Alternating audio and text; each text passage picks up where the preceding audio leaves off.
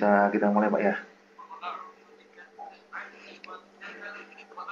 Assalamualaikum warahmatullahi wabarakatuh.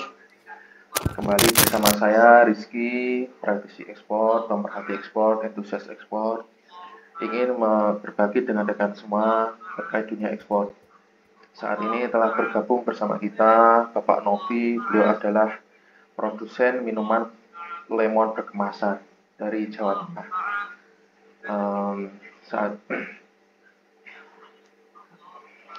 Kali ini kita akan mengupas tuntas sukses story dari pengusaha kita yang satu ini. Mari kita sapa beliau. Apa kabar Pak Novi? Baik, alhamdulillah. Selamat pagi Mas Rizky. Alhamdulillah. Tempat produksinya di Solo Pak ya? Saya di Temanggung Pak. Temanggung Pak. Oh, Iya. Temanggung Jawa Tengah. Iya. Untuk perizinan dan lain-lain ini gimana Pak? KPRT, Badan POM. Oh iya. Kami disebutnya kami biasanya dikenal dengan Planet Lemon ya. Planet Lemon itu official store kami, dan tapi untuk maksudnya legalitas usaha kami itu sebagai PT Karunia Agra Nusantara. Baru saja terbit tahun 2021 perizinan PT-nya. Namun untuk perizinan seperti Badan POM dan PIRT itu kami punya 2 produk. Yang satu ada dehydrated lemon, itu izinnya memang PIRT sudah terbit tahun 2020. Dan yang produk yang kedua itu adalah sari lemon yang mengharuskan kami memang harus berizin kepada Badan POM untuk produksi produk ini, karena ini minuman cair ya. Jadi dan di OSS yang terbaru itu kan ada OSS RBA itu menuntut kita untuk produsen minuman cair, minuman buah itu 90% ya rata-rata harus izin edarnya Badan POM gitu. Dan alhamdulillah kami sudah mengantongi semua izin tersebut dari legalitas usaha, badan usaha sebagai PT, dan dari izin edar dari Dinas Kesehatan Temanggung untuk yang dehydrated lemon. Untuk yang produk yang kedua itu sari lemon dari Badan POM. Alhamdulillah sudah terbit semua sih. Alhamdulillah.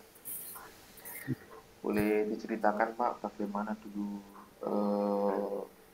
sejarahnya, bagaimana story behind produk, jadi bagaimana kok memproduksi itu, apakah di sana memang terdapat banyak petani lemon atau gimana Pak? Boleh story behind produk. Story behind-nya sebenarnya itu mulai dari 2018 ya. Saya mulai menanam lemon itu hampir pertama-pertama ya. Saya bisa dibilang masih belum banyak orang di tempat kami menanam itu. Malah saya sendiri mengetahui lemon itu karena kalau dulu kan saya bekerja di luar negeri di US, terus ada lihat banyak potensi buah ini gitu kan, buah yang begitu bermanfaat. Dan kenapa di Indonesia tidak banyak gitu yang menanam buah ini gitu, padahal sudah tahu harganya alhamdulillah bagus gitu kan, kenapa semua memilih jeruk-jeruk yang manis saja gitu. Saya pikir, nah sebelum saya berhenti bekerja itu planning saya memang menanam itu, mencontoh perkebunan yang ada, yang saya tahu di US itu ada di Alabama namanya, itu banyak pertanian di daerah pertanian di US. Nah, mulai dari situ dulu waktu pertamanya masih buah ya, masih kita komunitas dijual buah gitu ya. Tapi karena tempat kami, perkebunan kami itu di pinggir jalan. Jadi banyak orang ya yang melirik, yang pengen tahu ini buah apa, jeruk apa gitu. Harganya berapa ya, biasalah di apa daerah ya. Banyak petani seperti itu, saya sampaikan ini buah seperti ini, harganya segini, manfaatnya seperti ini. Nah, semakin kesini, semakin orang yang banyak yang pengen nanam, akhirnya produksi kami kan semakin banyak. Produksi dari, karena saya juga dulu menyediakan bibit juga buat petani-petani ini. Nah, karena kami semakin banyak, otomatis kami sebagai penyedia bibit yang pertama, istilahnya memiliki kayak tanggung jawab moral lah gitu untuk memasarkan produk-produk petani yang sudah dihasilkan dari pertanian mereka. Nah, dari situ saya membuat produk yang namanya dehydrated lemon. Itu juga terinspirasi eh, dari luar negeri. Di sini dulu belum banyak ya, belum begitu banyak. Tapi kalau dulu di luar negeri itu, khususnya di US, di pasar US, di Europe itu sudah sangat familiar ya, dehydrated lemon, dehydrated fruit, terutama dehydrated lemon biasanya disajikan di musim dingin ya, di musim dingin pas di Christmas, Desember itu mereka banyak eh, memakai dehydrated lemon itu buat, ada yang buat lemon tea, ada buat yang sajian alcoholic beverages gitu.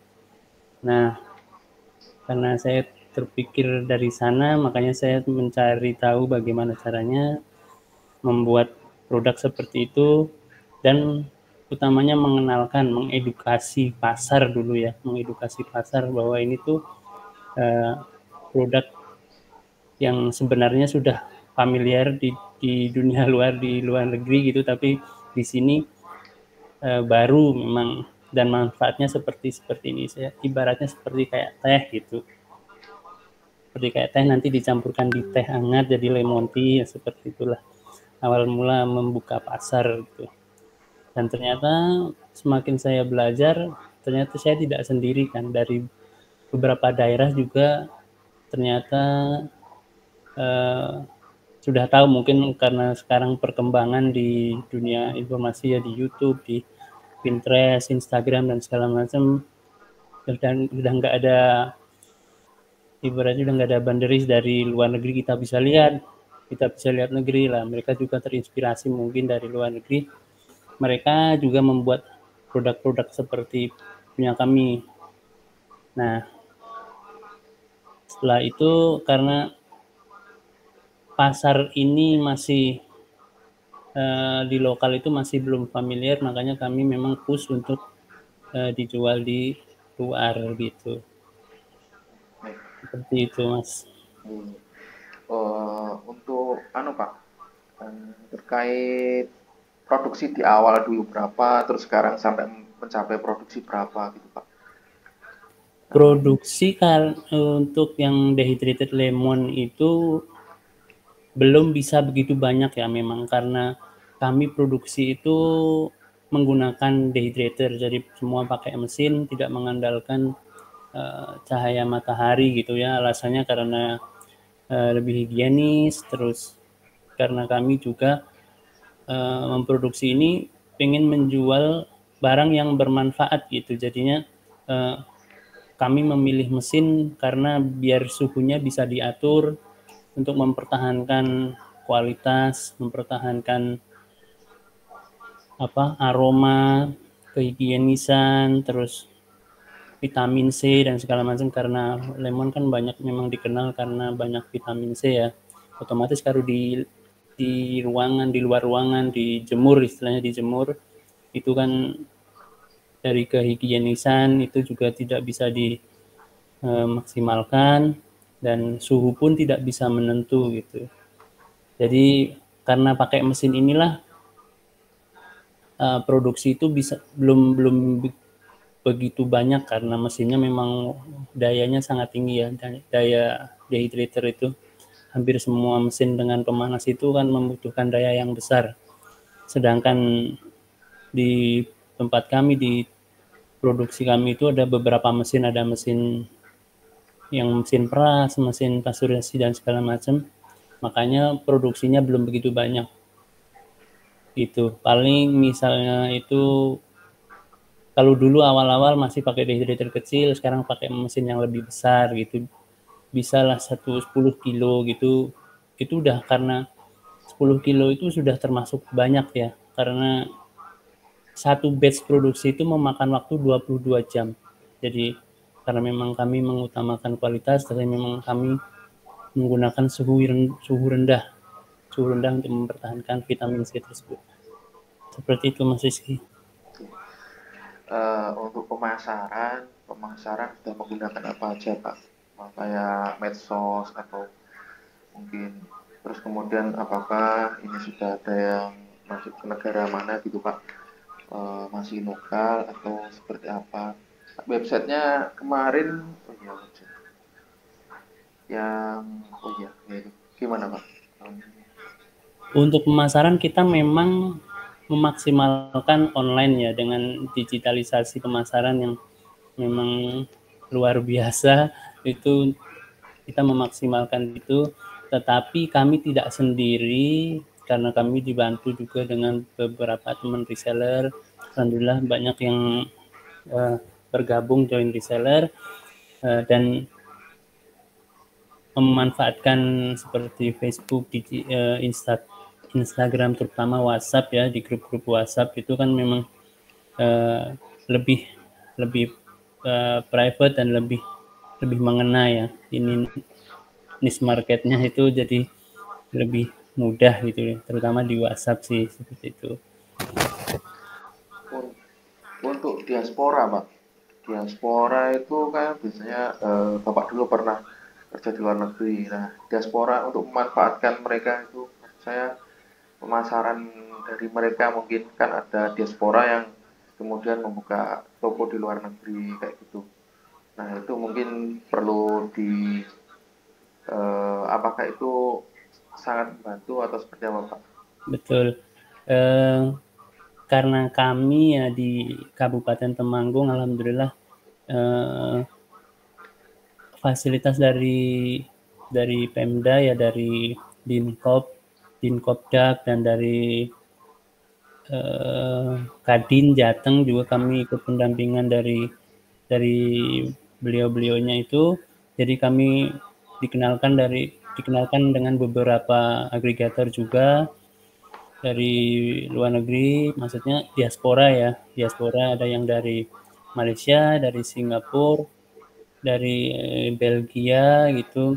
Kemarin alhamdulillah juga sudah mengirim ke Singapura, ke Belgia. Tapi kami juga memanfaatkan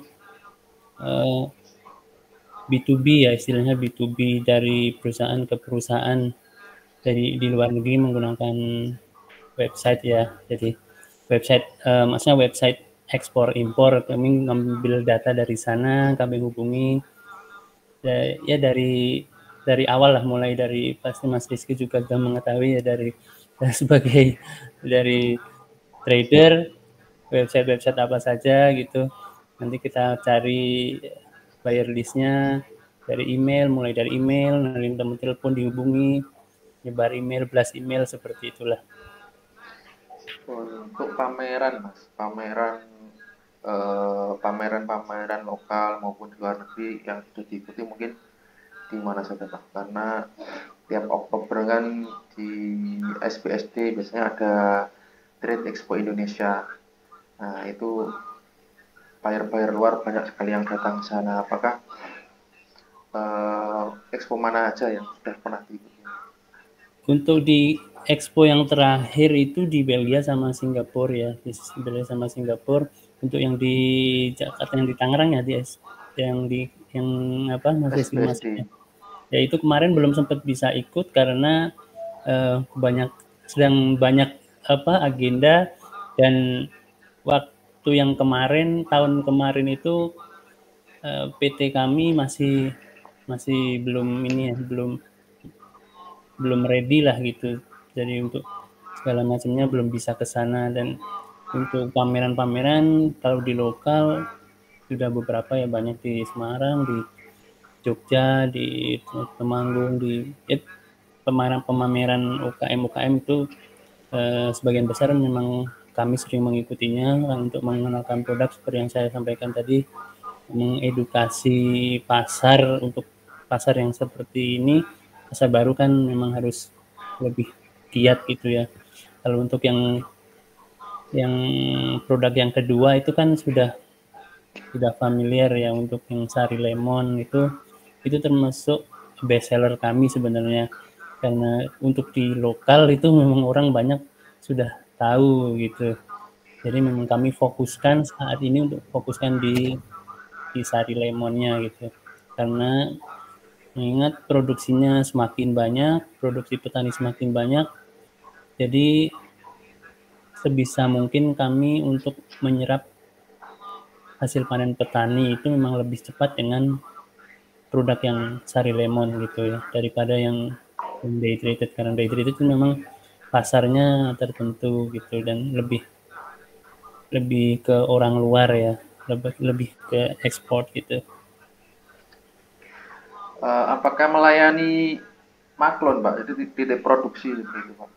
Misalkan Maklon pernah juga ada yang menghubungi kami, itu dari Kendal ya, dari Kendal, Jawa Tengah juga, tapi kami untuk saat ini belum menerima maklon gitu. oh, gitu. Eh, untuk biasanya nih, apa tips dari Bapak agar supaya usaha kita itu bisa bertahan, karena dari tahun 2018 juga nggak sebentar, jadi tips-tips dari Bapak biar usaha kita itu tetap berjalan terus.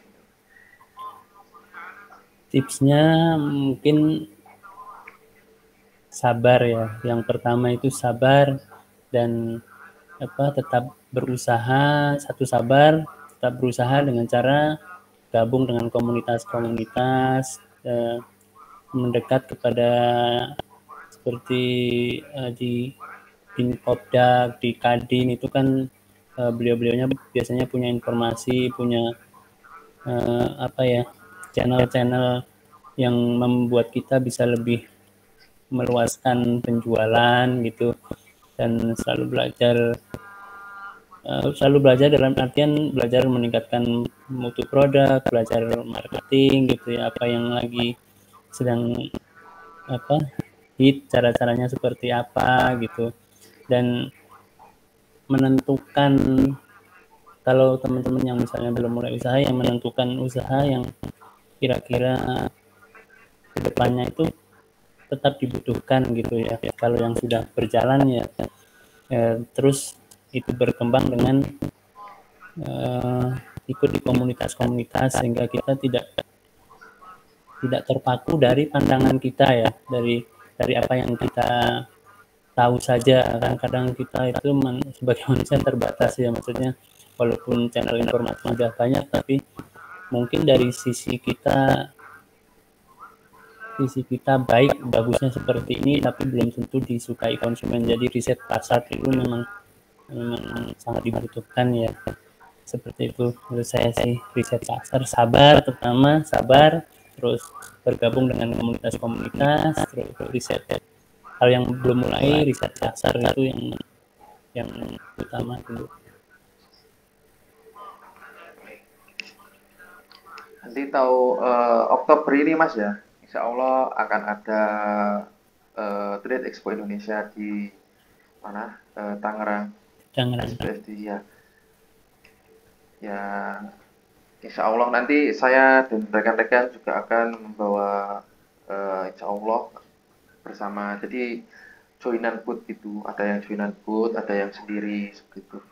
Nanti mungkin apa namanya, bisa ada titik produk juga bisa. Jadi titik produk nanti kalau memang orang produsennya nggak bisa datang, bisa titip produk.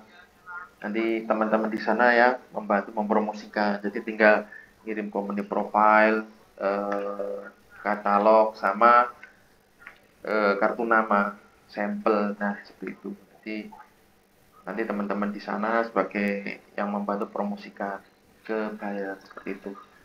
Bisa datang sendiri, bisa titip produk seperti itu.